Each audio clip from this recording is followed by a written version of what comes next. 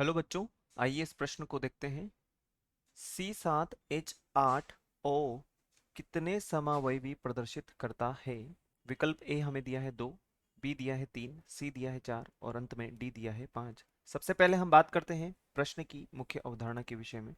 मुख्य अवधारणा जो कि होगी प्रश्न की समावयवता से संबंधित। समावयवता अर्थात हम कह सकते हैं कि संरचना भिन्न होगी, परंतु यहाँ पर जो अ, हमें C7H8 और O दिया हुआ है वह पूर्णतः उसी से ही संबंधित होगा।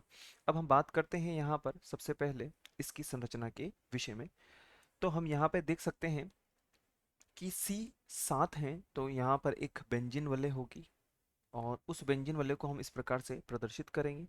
और एक कार्बन और बचा हुआ है तो हम उस कार्बन को यहाँ पर इस प्रकार से निरूपित कर सकते हैं। और एक O यहाँ पर बचा हुआ है, OH समूह को हम इस प्रकार से निरूपित कर देंगे। यह एक समूह या एक तरीके से एक संरचना ये भी प्रदर्शित होगी। द्वितीय संरचना के विषय में यदि हम बात करें तो हम इसको किस प्रकार से निरूपित कर सकते हैं? पुनः एक बेंजीन संरचना होगी और इस बेंजीन संरचना पे यहाँ पर OH होगा और यहाँ पर पुनः CH3 होगा।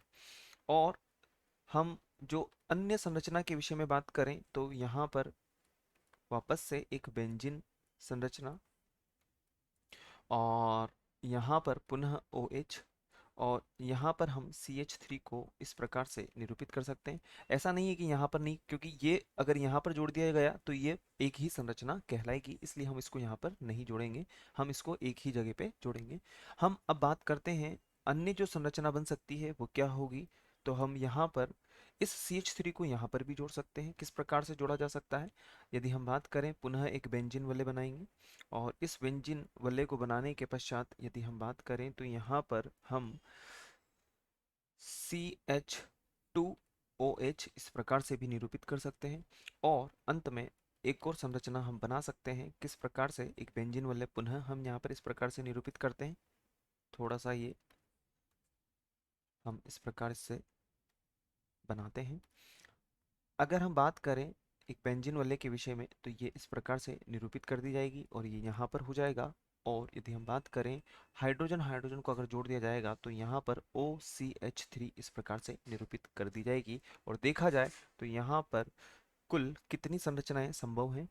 1, 2, 3, 4 और अंत में 5। अब हम बात करते हैं इस प्रश्न के विकल्प के विषय में। 2 ये नहीं होगा, बी नहीं होगा क्योंकि 3 दिया हुआ है, सी में 4 दिया हुआ है, ये भी नहीं होगा। अतः हमारा जो विकल्प डी है वही हमारा वांछित उत्तर होगा।